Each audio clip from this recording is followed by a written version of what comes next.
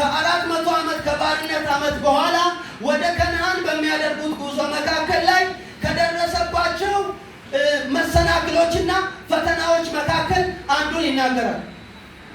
ይህ ፈተና ደግሞ ምንድነው ብትሉ ወደ ከነዓን በሚያደርጉት ጉዞ ከሚያልፉባቸው ከተማዎች መካከል አንዱ ከነዓን ኢያሪኮ ትባላለች እና ይህች ወደ ከነዓን አሳልፋ የምታስኬደው ምን የምትባል ከተማ ኢያሪኮ የምትባል ከተማ ደግሞ በእስራኤል ሕዝቦች ፊት ፈጽማ ምን ነበረች? ዝግ ነበረች ይላል። ፈጽሞ ዝግ ነበር። አስታውሱ፣ ይህ ሕዝብ የእግዚአብሔርን ቃል ሰምተው በእግዚአብሔር ኪዳን ነው ከግብፅ የወጣው። እየተጓዘ ነው ያለው። እየተጓዘ በሚሄድበት ጊዜ ላይ ግን ብዙ ምዕራፎችን ካለፈ በኋላ ብዙ ምዕራፎችን ከተሻገረ በኋላ ኢያሪኮ ጋር ደረሰና ቆም አለ። ለምን ቆመ ስትባል ይሄ ኢያሪኮ ከእስራኤል ሕዝቦች የተነሳ ፈጽሞ ምን ነበር? ዝግ ነበር ይላል። ወደ ኢያሪኮ የሚገባ ሰው አይደለም፣ የሚወጣም ሰው አልነበረም። በር እንኳን ለኢያሪኮ አልሰሩም።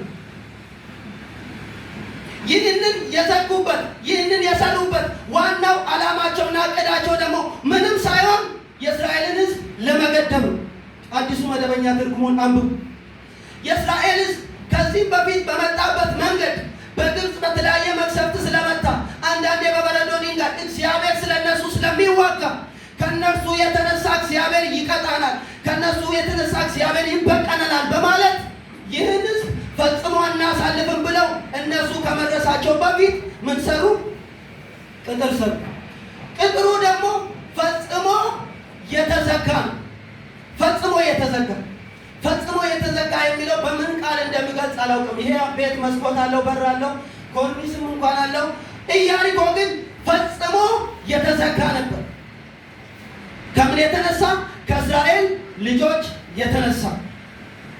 ወደ ውስጥ የሚገባም የለም፣ ከዛ የሚወጣም የለም ይላል።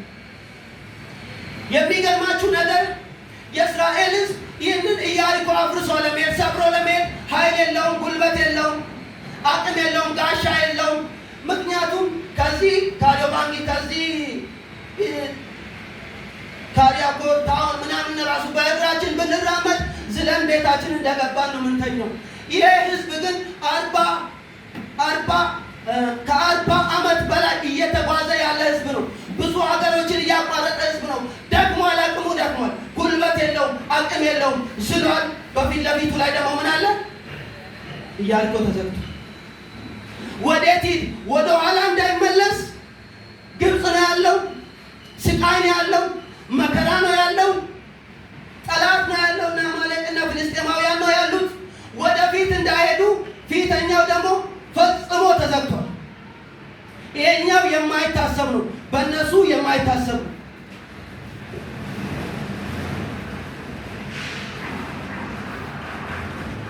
አንዳንዴ እንደ ግል ሕይወታችንም ቢሆን እንደ ቤተ ክርስቲያንም ቢሆን እንደ ሀገርም ቢሆን የእግዚአብሔርን ቃል ስንሰማ ለእውቀት ሳይሆን ወደ ሕይወታችን እያመጣን እንስማ። እግዚአብሔር ቃል ኪዳን ተናግሮን ሳለን በእግዚአብሔር የተስፋ ቃል እየተራመድን እያለን በእግዚአብሔር የተስፋ ቃል እየሄድን እያለን አንዳንድ ጊዜ በሮች እንደዚህ ዝግት ይላል።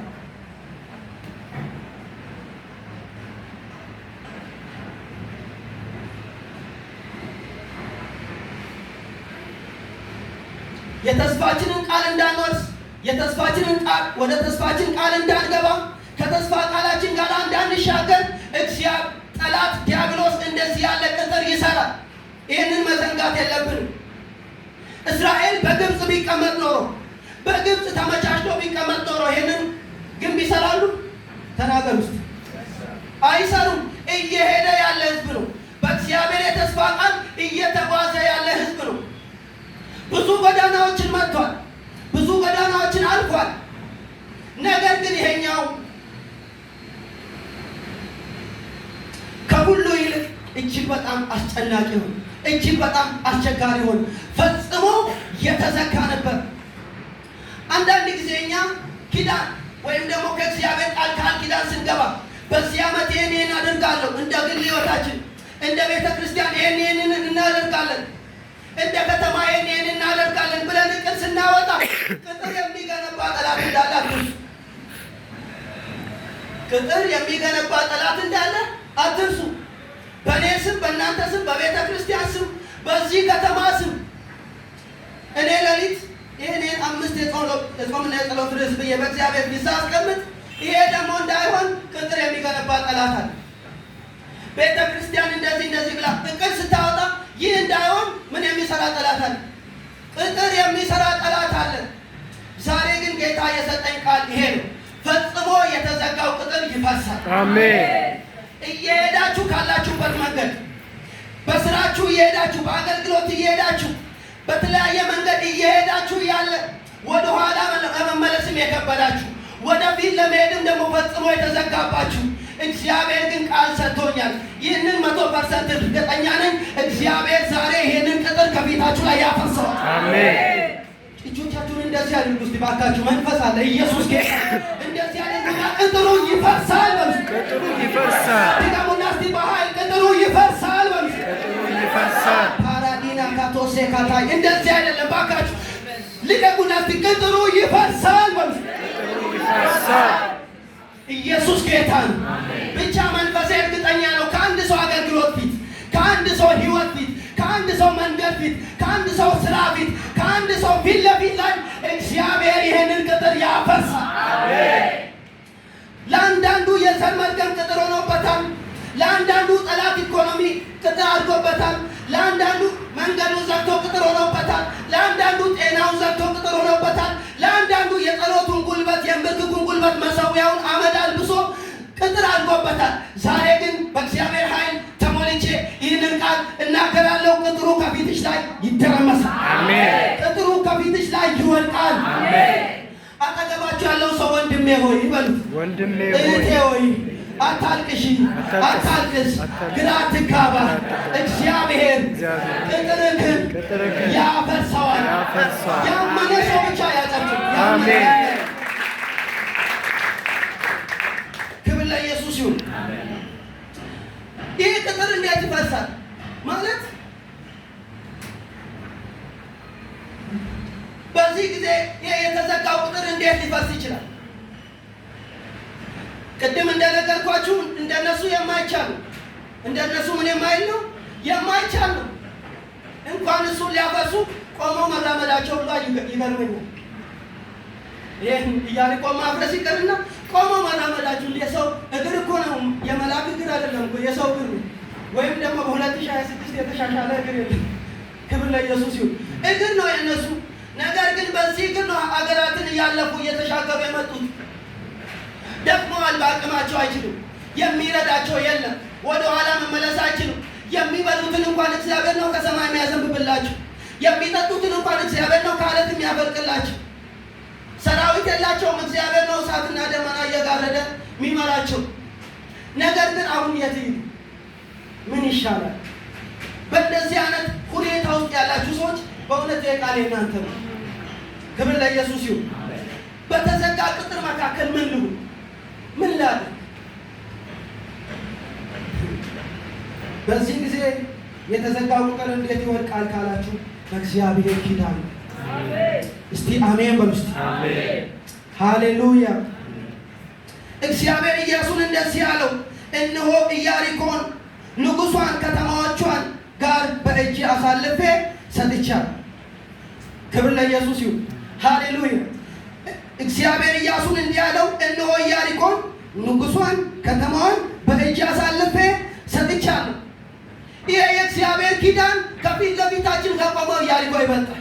ክብር ለጌታ ይሁን። እግዚአብሔር በዚህ ስፍራ ላይ ለኢያሱ እያለ ያለው እሰጥሃለሁ እያለ አይደለም። ምን ብያለሁ? ሰጥቻለሁ።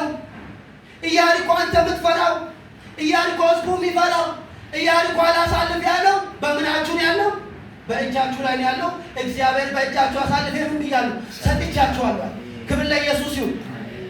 ስለዚህ አይኖቻችሁን ከኢያሪኮ ላይ አንሱ። አይኖቻችሁን ከተዘጋ ነገር ላይ፣ አይኖቻችሁን ከተቆለፈ ነገር ላይ አንስታችሁ ኪዳኑ ላይ አይኖቻችሁን አድርጉ። እግዚአብሔር ምን ተናገረኝ? እግዚአብሔር ምን ተናገረኝ? እውነቴን ነው የምላችሁ። ከስሜ በላይ ኪዳኔን አምናለሁ። ሰው አይደለም ታገለግላለህ ያለኝ፣ ሰው አይደለም ትሄዳለህ ያለኝ፣ ሰው አይደለም ባርካለሁ ያለኝ እግዚአብሔር ነው። የእግዚአብሔር ኪዳን በፍጹም አይቀየርም። ኪዳኑን እመኑ። እስቲ አሜን በሉ። ከተዘጋው ይልቅ ኪዳኑን እመኑ። አሜን በሉ። ሃሌሉያ። እስቲ እንደዚህ በሉ። የእግዚአብሔርን ኪዳን አምናለሁ በሉ። የሰማነው ኪዳን ከፊታችን ከቆመው ኢያሪኮ ይበልጣል። ክብር ለኢየሱስ ይሁን። ገና ኢያሱን እግዚአብሔር ሲያስነሳው ምንድን ነው ያለው? በሕይወት ዘመን ሁሉ ማንም አይቋቋምህም። ከሙሴ ጋር እንደነበርኩ እንዲሁ ከአንተ ጋር እሆናለሁ። ለሕዝቤ ለእስራኤል እንደማልኩላቸው ይህንን ዮርዳኖስን ተሻገር፣ እግሮቻችሁ ስፍራ የረገጠውን ስፍራ ሁሉ ለአንተና ለዘር አሳልፌ ሰጥቻለሁ። ኢየሱስ ጌታ ነው። ሃሌሉያ። ስለዚህ ይህንን ኪዳን ማሰብ አለብን። ብዙ ጊዜ እኛ የምንጨነቀው፣ ብዙ ጊዜ እኛ የምንቸገረው፣ ብዙ ጊዜ እኛ እግዚአብሔርን የምንፈታተነው ኪዳኑን ስንረሳ ነው። ኪዳኑን ሁል ጊዜ ማሰብ አለብን። በሽታ ሲመጣ ጌታ ምን አለ? ክብር ለኢየሱስ ይሁን። የተለያየ ነገር ሲመጣ ጌታ ምን አለ? አዎ፣ በቤተ ክርስቲያንም እንደዚህ ማሰብ አለብን። ለቤተ ክርስቲያን ከተገባ ቃል ኪዳን መሰረት አንዱ ቅድም ፓስተር የጠቀሰው ቤተ ክርስቲያንን የገሃነም ደጆች አይችሏትም። እስቲ በሉ፣ እስቲ ቤተ ክርስቲያንን በሉ፣ የገሃነም ደጆች አይችሏትም በሉ። ክብር ለኢየሱስ ይሁን። ይህንን ላሳያችሁና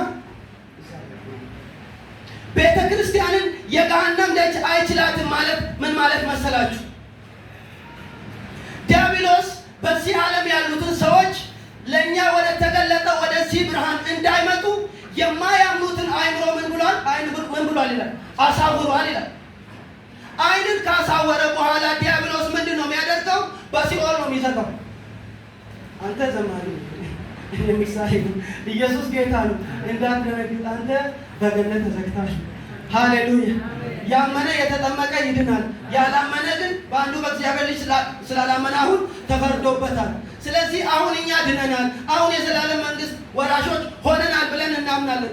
ልክ እንደዚህ ዲያብሎስ ይህንን ሰው ደግሞ አይኖቹን አሳውሮ በገሃነም ውስጥ ዘግቶታል። አሁን በዙሪያችን ያሉትን ተመልከቱ። ምንም አይነት ሃይማኖት ይኖራቸው፣ ምንም ያክል ገዳም ይኑሩ ይጹሙ፣ ህይወት ያለ ክርስቶስ የለም። ዲያብሎስ በገሃነም ዘግቷቸዋል። ኃይለኛ ቅጥር ሰርቷል።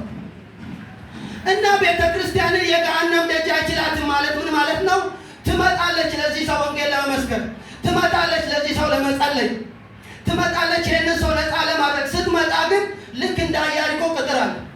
ዲያብሎስ ዘግቶታል። አይምሮውን አሳውሯል፣ አይኖቹን አሳውሯል፣ ዘግቷል። በገሃነም ዘግቶታል። ነገር ግን መጽሐፍ ቅዱስ ሲናገር ከገሃነም ደጅ ቤተ ክርስቲያን ትመለሳለች አይደል? አይችላትም። ክብር ለኢየሱስ ይሁን። ይህንን ሰው የገሃነም ደጅ ቤተ ክርስቲያንን ስለማይችል አንቺን እኮ ነው የማይችለው። እስቲ አሜን በሉ። የገሃነም ደጅ እኔንና እናንተን ስለማይችል ይህንን ሰው ከገሃነም እጅ ታወጣለች። ክብር ለኢየሱስ ይሁን። የገሃነምን ደጅ አይችላትም ማለት ነው። እስቲ አጨብጭቡ። እስቲ የሀገሬ ሰው ቢሆን አንድ ሁለት ወንበር ተሰብሯል። ግን እሺ እናንተም የሀገሬ ሰዎች ነው። ኢየሱስ ጌታ ነው። የሰማይቱ የኢየሩሳሌም ሀገር ሰዎች ሃሌሉያ። ክብር ለጌታ ይሁን። አጠገባቸው ያለው ሰው ኪዳኑን አትርሳ በሉት። ኪዳኑን አትርሳ። ክብር ለኢየሱስ ይሁን። የእግዚአብሔርን ኪዳን ማሰብ አለብን። ሌላው የእግዚአብሔር ምሪት ነው። ምሪት መጠየቅ። እስቲ ምሪት መጠየቅ በሉት። ምሪት መጠየቅ። አዎ፣ እንደዚህ እንደ ኢያሪኮ እየሄድን እያለ በሮች ከተዘጉ ዲያብሎስ ከቀጠረ፣ ቤተክርስቲያንን ሊቀጥር ከፈለገ፣ ሀገሪቱን ከቀጠረ፣ ግል ሕይወታችንን ከቀጠረ ምን ማድረግ አለብን? የእግዚአብሔርን ምሪት መፈለግ አለብን። እግዚአብሔር እንደዚህ አለው፣ ከተማይቱን 6 ጊዜ ዙሩ፣ 7 ካህናት 7 ቀንደ መለከት ተሸክመው በታቦቱ ፊት ይኑሩ። በሰባተኛው ቀን ካህናቱ ቀንደ መለከቱን እየነፉ በከተማይቱ 7 ጊዜ ይዙሩ። ክብር ለኢየሱስ ይሁን። ሃሌሉያ። ስለዚህ የእግዚአብሔርን ምሪት መጠየቅ አለብን። የእግዚአብሔርን ምሪት ካልጠየቅን በተቀጠረ ከተማ መካከል ሆነን ዝም ብለን ከቆምን፣ ዝም ብለን ጌታ ወይ በቃ ከዚህ ሁሉ ውሰደን፣ አትወስደኝም ወይ ጌታ ወይ መቼ ነው የምትመጣው ምናምን አይደለም። ጌታ ወይ ምሪት ስጠኝ ማለት አለባችሁ። በአንድ አይነት መንገድ እግዚአብሔር አይሰራም። ክብር ለኢየሱስ ይሁን። አያችሁ፣ እግዚአብሔር ዝምታ አለው፣ ተከፈለ። ኢያሱ ጋር ሲመጣ ካህናቶቹ ታቦቱን ተሸክመው ዮርዳኖሱን ምን ይበሉ ይርገጡ አለ። ሲረግጡ ዮርዳኖስ ወዲና ወዲያ ተከፈለ። ኤልያስ ጋር ስትመጡ መጎናጸፊያውን ወሰደና መታ፣ ወዲና ወዲያ ተከፈለ። ወደ አዲስ ኪዳን እነ ጴጥሮስን ስትመጡ በውሃ ላይ ይራመድ ነበር። እግዚአብሔር የሚሰራበት መንገድ ልዩ ልዩ ነው። አንዳንድ ሰው አንድ ነገር ይሞክራል፣ ከሱ ጋር 30 ዓመት ይቆያል። እንዴ ልቀቀው እንጂ